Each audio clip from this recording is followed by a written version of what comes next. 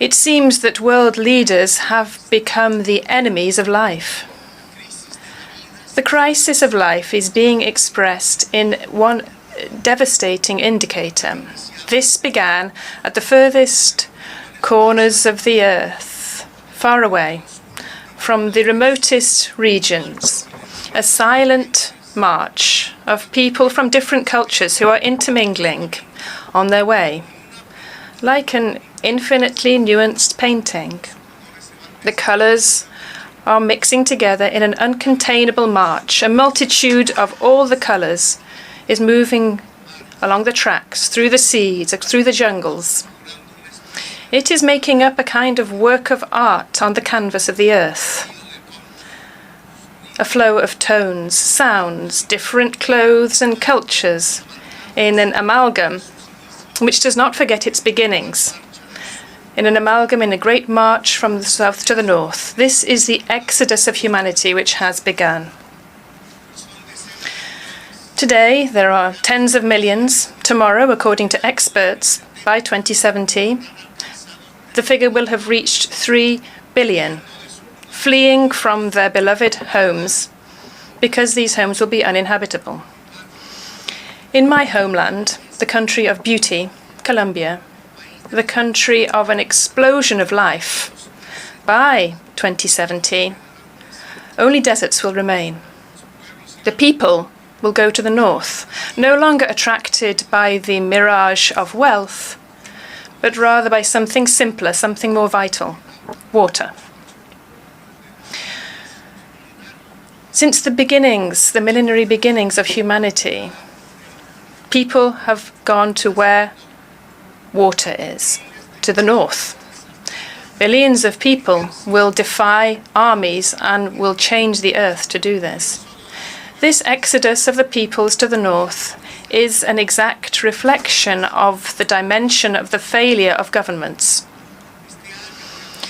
This last year has been a time of defeat for governments, a defeat for humanity. The exodus across the borders has increased. They have set the dogs and the hounds on the immigrants. They have put people on horses to pursue them, with whips in their hands, with stocks and chains. They have built prisons.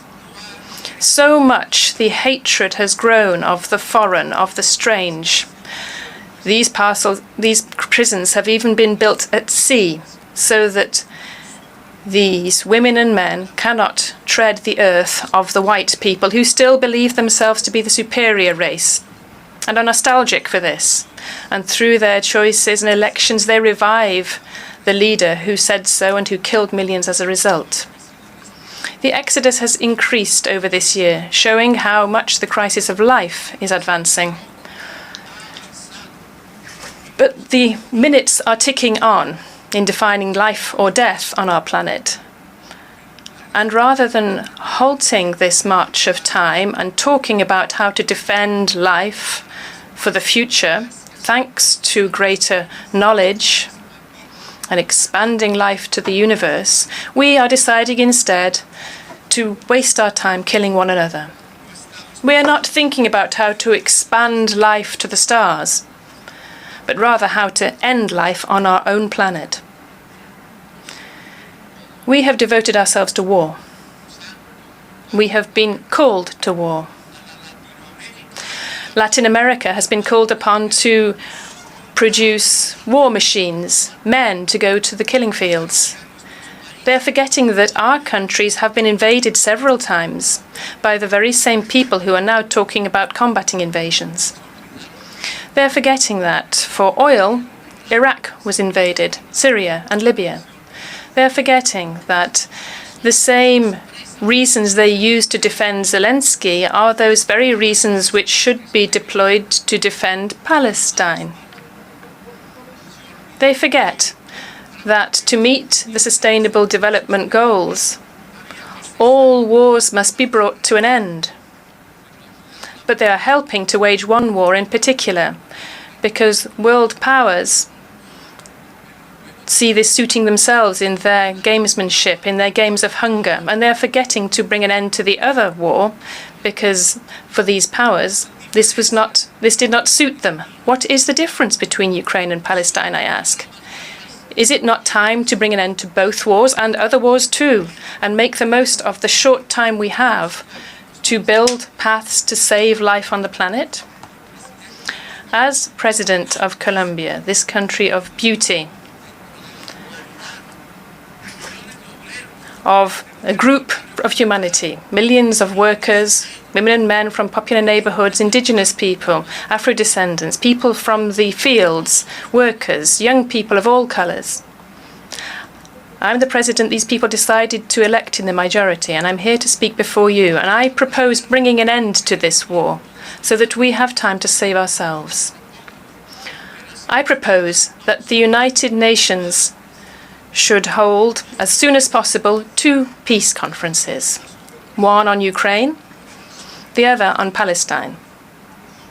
Not because there are no other wars in the world, as there are in my country, but because this would guide the way to making peace in all regions of the planet. Because both of these alone can bring an end to the hypocrisy as a political practice. Because we could be sincere, a virtue without which we cannot be warriors for life itself.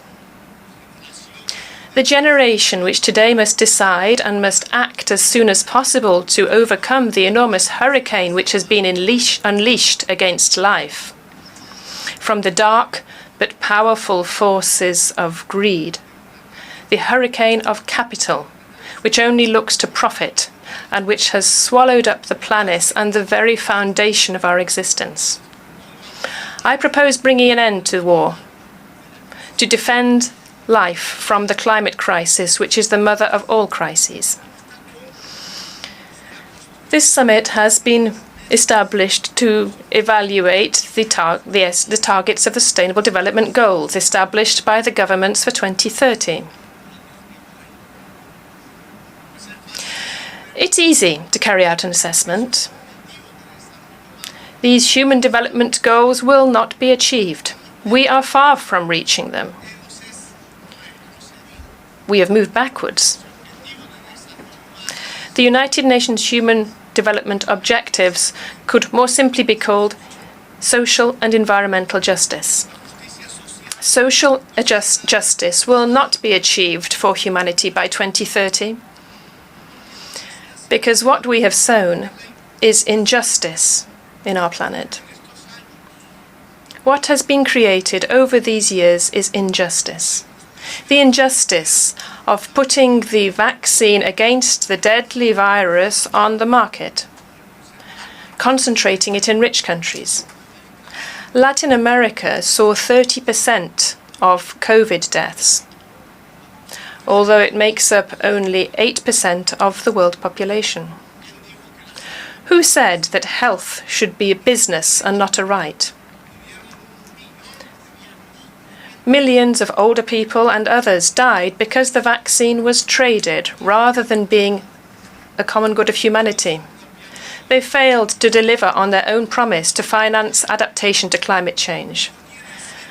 They do not have $100 billion to give to countries to defend themselves from floods, storms, and hurricanes. But they do have that money in a single day to allow Russians and Ukrainians to kill one another. Now we no longer need $100 billion. We need $3 trillion to overcome the climate crisis. And the clock is ticking. Ladies and gentlemen, injustice has been sown. And cannabis growers and coca growers have been arrested rather than tackling the solitude in which the youth of their own countries live. These countries are the greatest economic and military power in the history of humanity. To combat this solitude, they have moved on to the drugs of death, to fentanyl.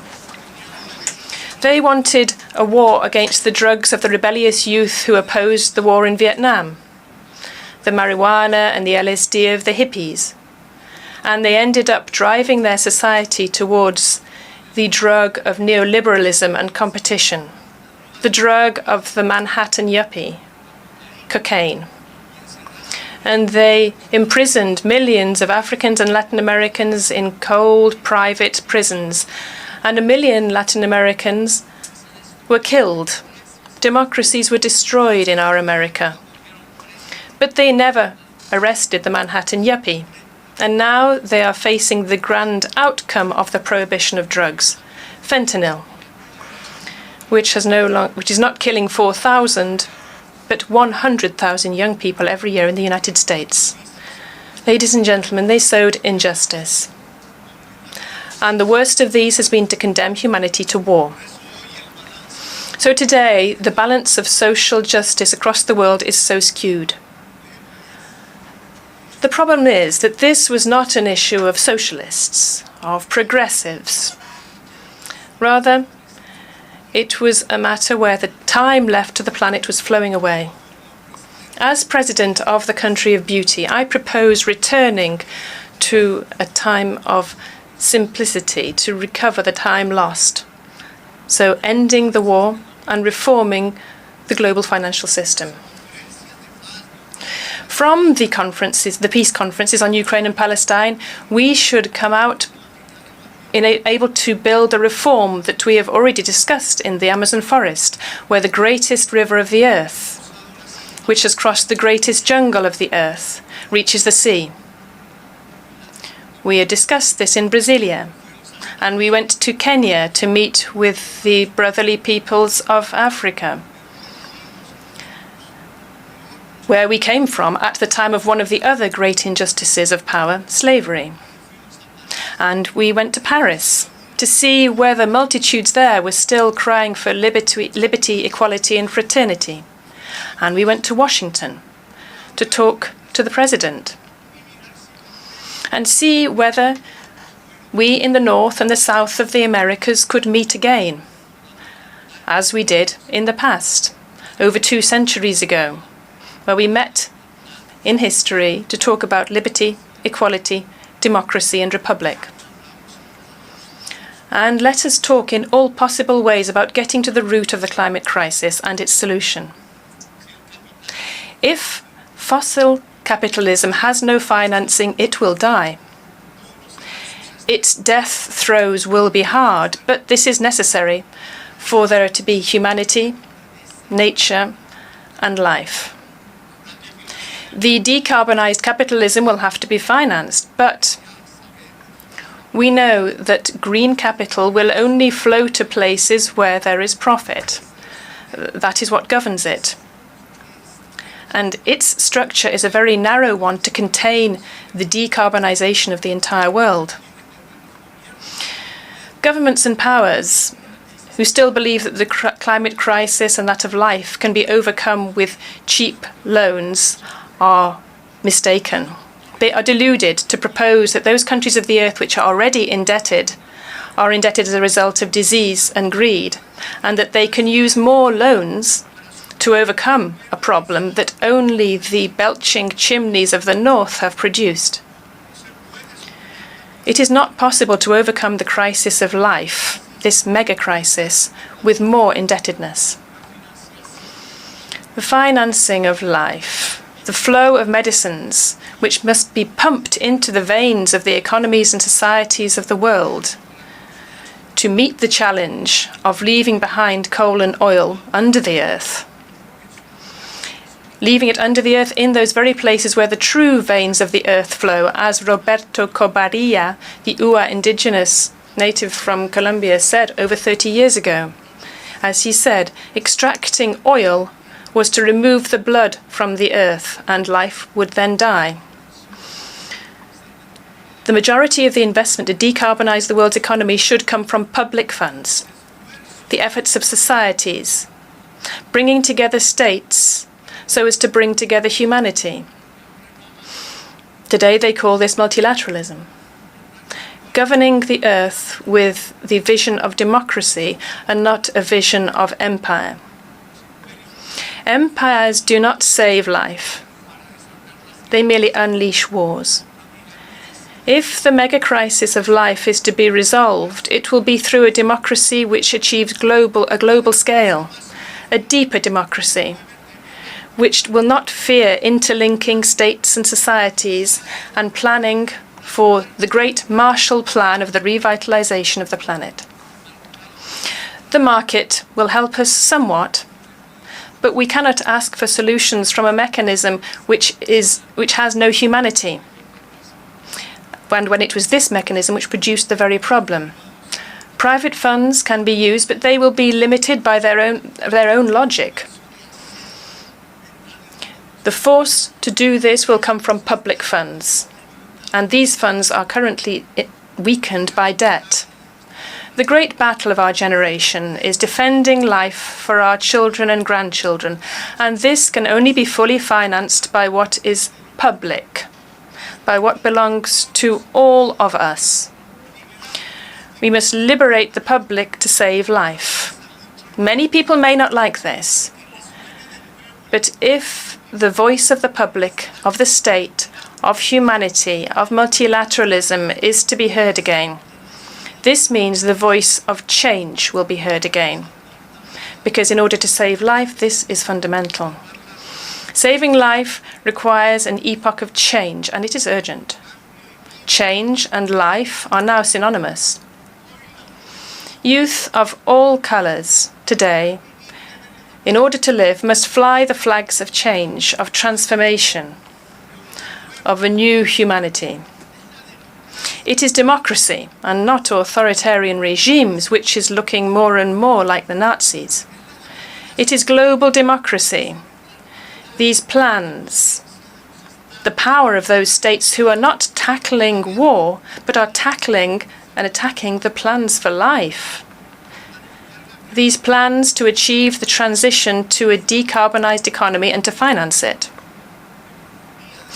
The decarbonized economy will, without a doubt, be a more humane and a more just economy. So, I, as President of the Country of Beauty, propose a reform of the global financial system, of the IMF, of the Multilateral Bank, and bringing an end to economic blockades and guiding funds from private capital. If everybody's debt is reduced, paying off the creditors with an IMF issuance of special drawing rights, there will be a decrease in the global public debt and a real increase in budgets and public funds. In this way, we will be able to finance the Marshall Plan for the Sustainable Development Goals, for the social and environmental justice of the planet. The plan to overcome, through mitigation and adaptation, the climate crisis, which is the crisis of life. This is reviving Keynes worldwide after forgetting him. This wise old man already said this, as did other wise people before him. And their words, too, are forgotten. The words that they expressed from their deep ideas.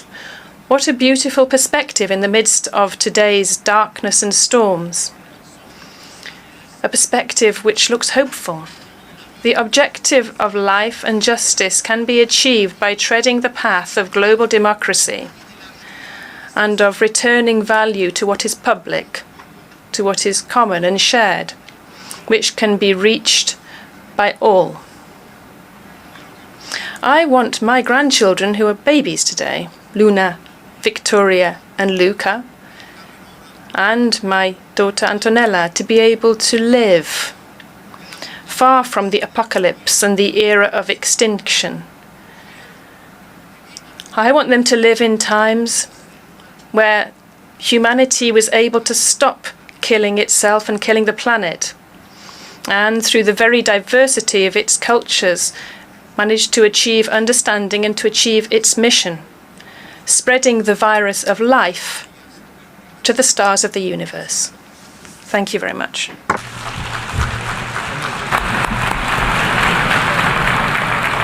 On behalf of the Assembly, I wish to thank the President of the Republic of Colombia for the statement just made, and I request protocol to escort His Excellency.